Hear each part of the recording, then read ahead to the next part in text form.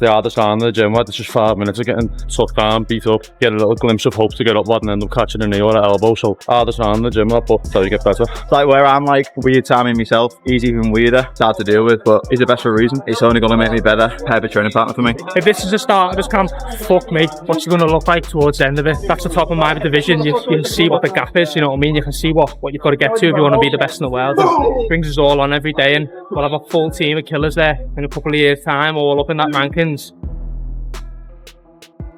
After now, I look at how bad I was at MMA. Look at videos of me boxing and doing certain grappling things and think, wow, and I was still a world champion cage warrior, so obviously I've evolved tenfold since then, and I know what it's like to lift gold anyway, so I'll be doing it again in the next couple of years.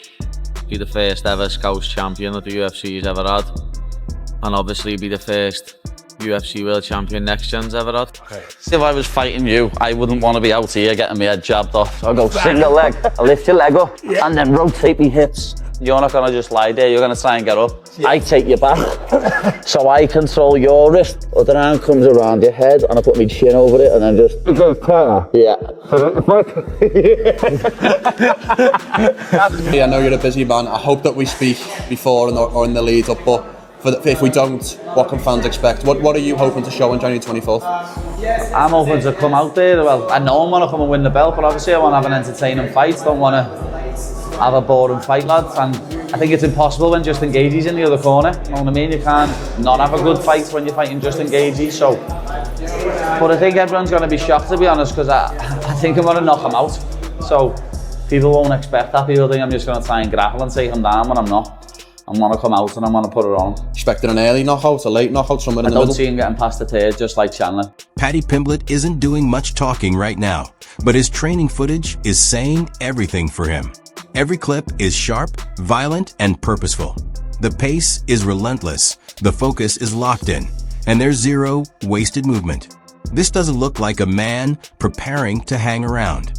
It looks like a message aimed straight at Justin Gaethje. Paddy isn't coming to survive. He's coming ready for war. And with January coming up and the new Paramount deal, that main event of UFC 324, it's going to be headlined by Paddy Pimblett and Justin Gaethje. Who do you favor in that fight? Man, I got to go with Gaethje. I feel like he's the one that is more like enjoys like a knockdown drag out more than the other guy. Not that Paddy Pimblett doesn't love to fight. It's just Gaethje loves to like actually get down and throw fist for fist. And he's also got the Division I wrestling to kind of negate some of the biggest skill sets of Paddy. Paddy's like a very dominant grappler when it comes to submissions and being, aggressive with that. I think Gaethje has the tools to keep it where he wants it, and I think that's going to give him the net. Paddy made it clear this fight with Justin isn't random. It doesn't feel like luck or a sudden opportunity. He talks about it like something he's been walking toward for years. Like this moment was inevitable. Fighting someone like Justin feels earned to him. The payoff for staying patient, taking the hard fights, and not cutting corners. And when Paddy talks about Justin, there's real respect there. He knows Justin is must-watch TV. A guy who brings chaos every single time. No fake beef. No bad energy. Just honesty. But Paddy also makes one thing very clear. Once that cage door closes, the respect stays outside. When the fight starts, it's business. And business is violent. Take it all in my stride. I knew I'd end up fighting for the belt anyway, so to fight a legend like Gaethje for the interim belt I've paid my dues to get this, lad, so I always knew I'd end up fighting for the title, and then I'll win this interim belt, and then I'll beat Ilya up and take the proper belt, defend that, and then I'll go up and fucking win the welterweight belt. You'll have your first conversation with Justin as a matched opponent, potentially on Friday. What type of build-up are you expecting in this one? No, I'm not expecting no bad blood, no bitterness or nothing like that. I've met him before, we've shook hands, we've spoke, it's very cordial. I really like Justin Gaethje. Like, he's your favourite fighter's favourite fighter. Everyone likes watching Justin Gaethje fight. He's never in a boring fight, and he's a nice fella every time I've met him. So I think it'll just be like the Chandler build-up. Like, everything's dead nice, but then obviously when that cage door shuts, lads, it's kill or be killed. We've seen Paddy also shut down the idea that he's coming in just to wrestle or coast his way through the fight. He talks like he wants to flip expectations on their head, especially from people who think they already know the script. Paddy believes his striking is being overlooked, and he's confident it will surprise Justin when it matters most. What stood out is that it didn't feel like empty promotion. It sounded like someone who has already visualized the finish and is walking into the cage ready to make believers out of doubters. I know you're a busy man. I hope that we speak before or in the lead up, but if we don't, what can fans expect? What are you hoping to show on January 24th?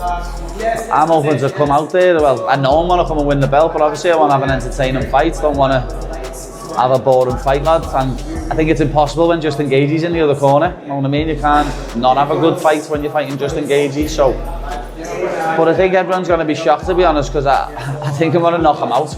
So people won't expect that. People think I'm just going to try and grapple and take him down when I'm not. I'm going to come out and I'm going to put it on. Expecting an early knockout, a late knockout, somewhere in the middle? I don't see him getting past the third, just like Chandler. Justin talked about this matchup with the perspective of someone who knows how fast the landscape can flip in MMA. There was no bitterness in his voice about the title path shifting, but you could tell it weighed on him watching chances slip by. Instead of unraveling, he stayed disciplined, kept sharpening his game, and believed the moment would circle back.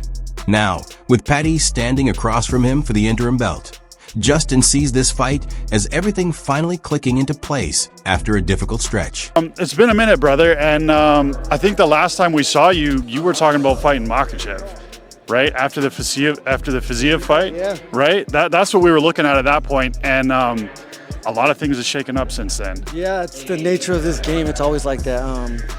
Yeah, I thought Makhachev was calling to fight me at the time. And then he went up, they vacated, they make an interim fight, and I don't get the call.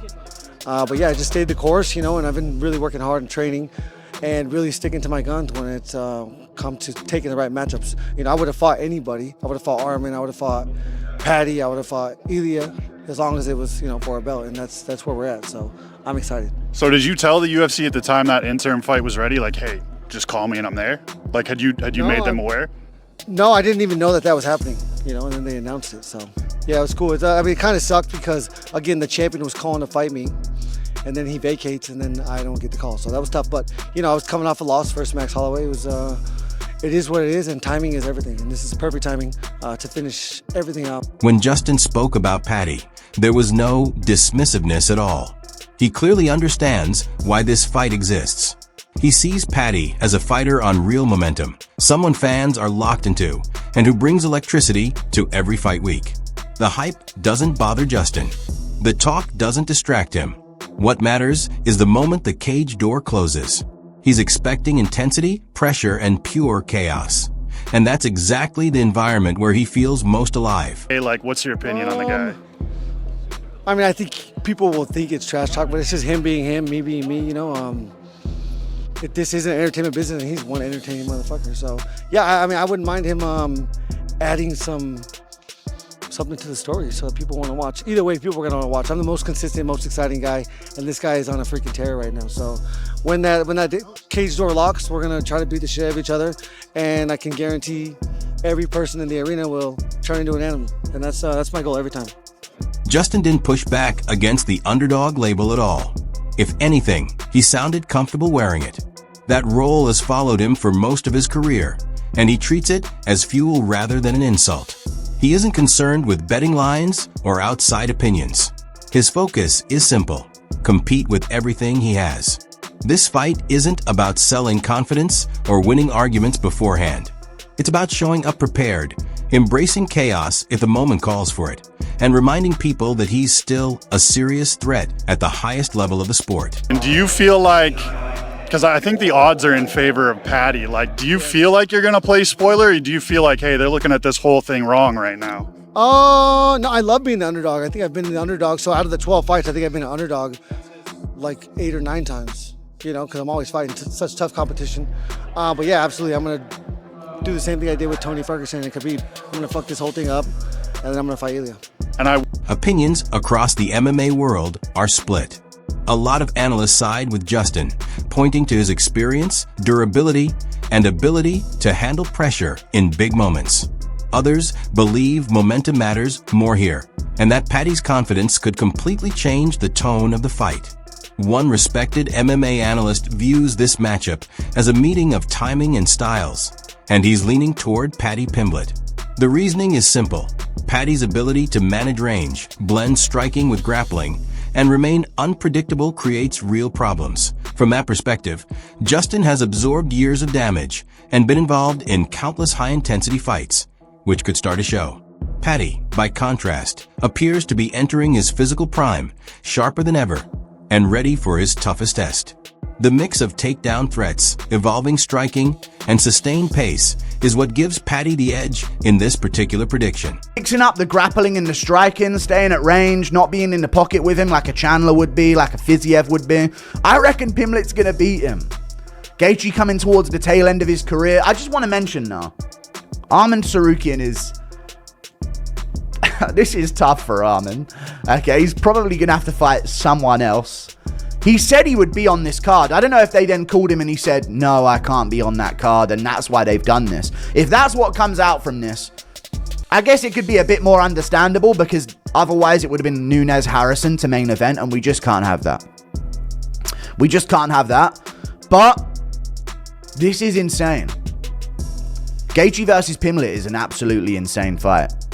I'm looking forward to it. This is a massive, massive matchup. Ton of hype on the line, but I do want to mention Pimblett has floated up to number 5 in the rankings. Magically. Scouse magic, dude. Scouse magic. Don't ask for that on a street corner in Liverpool, by the way, but this is some Scouse magic. Okay? He just levitated his way into an interim title shot, which is insane, but fair enough. As an Englishman, I'm all on board with this. A lot of dynamic things that can get the better of Gaethje. Plus, he's going to mix in the takedowns. And Gaethje's getting up there in his career. He's just going through more and more wars, more and more scraps, ton of time off. Pimblett coming into his prime, has been in shape for a while for this matchup as well. Pimblett, get me on the Chatting Pony pod. I know I'm controversial, but listen, guys, we could... come on now, we could make this a big deal in the build-up here. In person, I'd go in person. But there you go. This is an amazing fight. This is a banger matchup. And I do think Pimblett will win. I think Pimblett will probably sub him as well. I think he'll mix it up.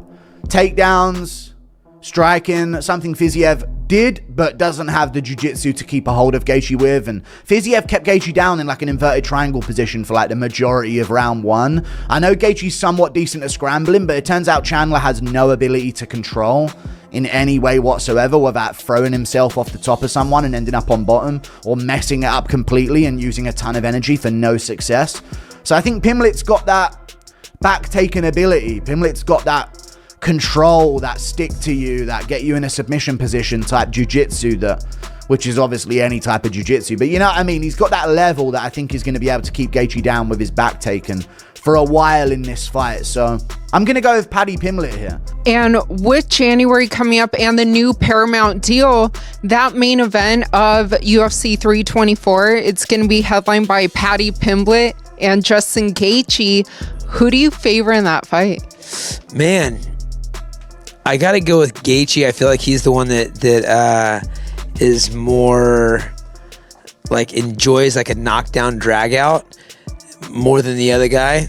Not that Paddy Pimblett doesn't love to fight. It's just Gaethje loves to like actually get down and throw fist for fist. And he's also got the Division I wrestling to kind of negate some of the biggest skill sets of Paddy. Paddy's like a very dominant grappler when it comes to submissions and being, aggressive with that. I think Gaethje has the tools to keep it where he wants it, and I think that's going to give him an edge.